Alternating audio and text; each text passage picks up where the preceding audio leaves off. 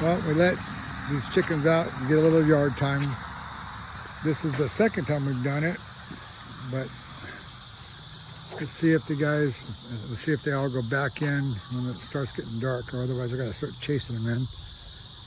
I'll give a quick little tour of what we've got going on. We have one rooster, doing what nature does. He's a turkin. They call them that. They're naked turkin because they're from Turkey. Other than that, so it's a naked neck chicken basically. And then we have our buffs and our barred rocks, and I forget. I think these ones are Sussex. I'm not sure. We've got several types, white ones here. I forget. I need a. Hello, how you doing? I got my feet here. Want to be on camera? I need to put like little pictures up there so I can remember what we got.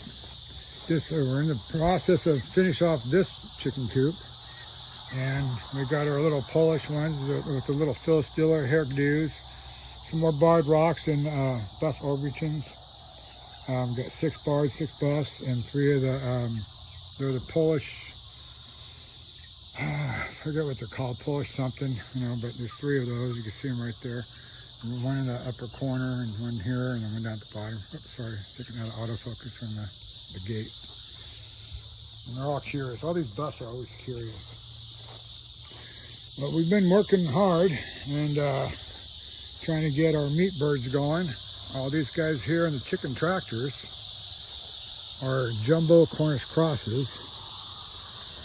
And so far this year, I got to do more videos of the renovation of the house. If you go back to some of the videos, you'll see that we've done, man, mosquitoes are bad out here. You'll see that we've done the kitchen, the master bath, cabinets and countertop. I still need to put in the new tub and redo the shower, and also redo the master closet. But we took care of all the tile throughout the fireplace and everything else. But anyways, these guys here are jumbo Cornish crosses. It's the same bird that you guys get in the grocery stores, Walmart, Ralph's, wherever. They're the ones that you guys get from Tyson and Smith Foods and everything else. And this year I ordered 100 of them, and I received 104. The processing, they grow so fast because they're mixed between 2 different types of birds. And they get up to about 5 to 6 pounds within 8 weeks. And that's usually about the processing time. So we've had these guys now for 10 weeks because for some reason the heat slowed them down where they didn't want to eat and all that. We had 109-degree temperatures and stuff like that, and just wasn't good. We're down to 91 of them because they do get heart and lung issues because they grow so fast.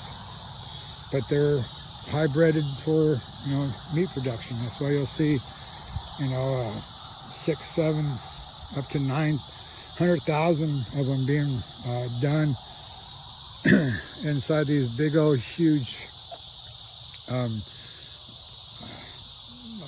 not processing areas, but basically these coops that they raise them in, that's automatic water, automatic feeders and all that, are usually 30 to 40 to 50 feet wide to 100 to 500 feet long.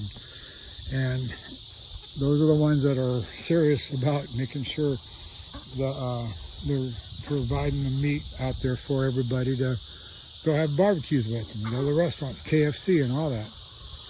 Anyways, so this is our 5-minute bird info video. I'm stumbling on my words, sorry about that. Let me show you the other ones. My wife's posted, shoot, I forgot what the name of the red ones are now.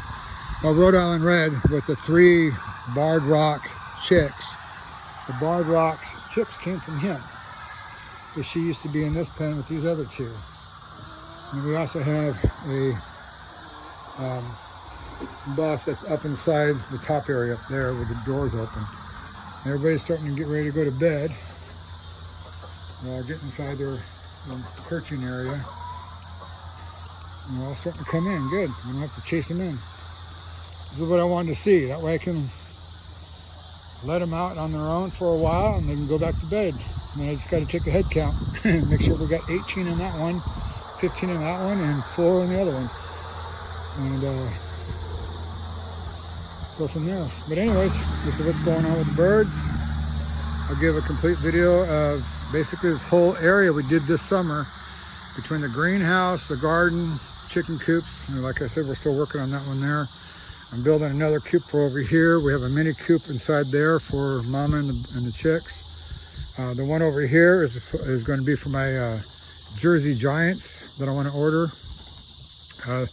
The rooster gets pretty big. They get like 13 pounds, and the hens get like 10 pounds. The eggs that you get are the white eggs that are extra large that you buy in the store.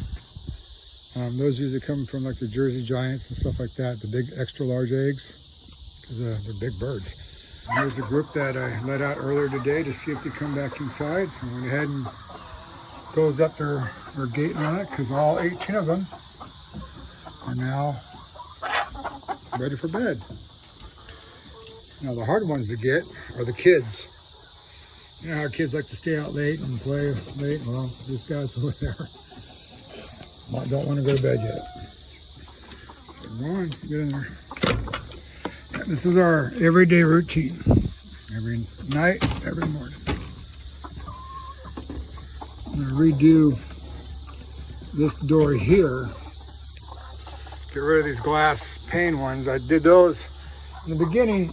You go back to some of the very first videos. Basically, it was just this whole coop right here. This was actually a chicken run. It didn't have these bottom panels. It was just screen up all the way through on the door, everywhere, the front, back sides. And it was just this area here. And if you see right here was actually where the run was supposed to, or the little stairs were supposed to be for the 4 or 5 that we're going to have up inside of here. And that was it, you know.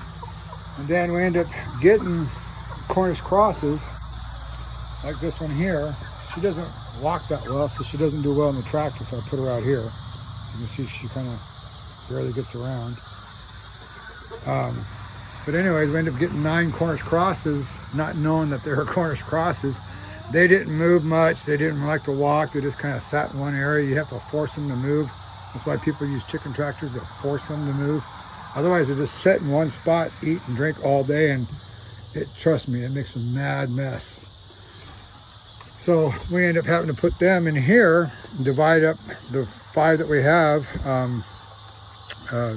the 3 Rhode Island Reds, the Buff, and the Barred Rock Rooster up top there, and then he had to come onto this side.